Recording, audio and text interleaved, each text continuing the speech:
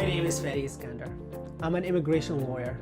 I practice immigration law because I myself am an immigrant and I know the challenges immigrants face when adjusting to a new country. Every time a client comes to my office, I learn a new thing about their culture and country of origin. Being able to listen to their problems, having an impact on them or their families who are trying to just make it here in the United States is what keeps me coming to the office every day. And that's why I enjoy practicing immigration law. My immigration practice is very different from other immigration practices here in the area. You can call me anytime. I'll answer your calls if I'm not available in 24 hours. And my job is to make sure you get the immigration results you want.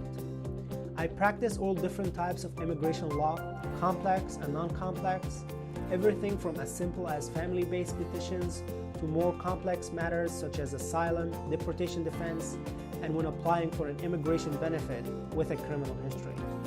In general, anything related to immigration, I practice.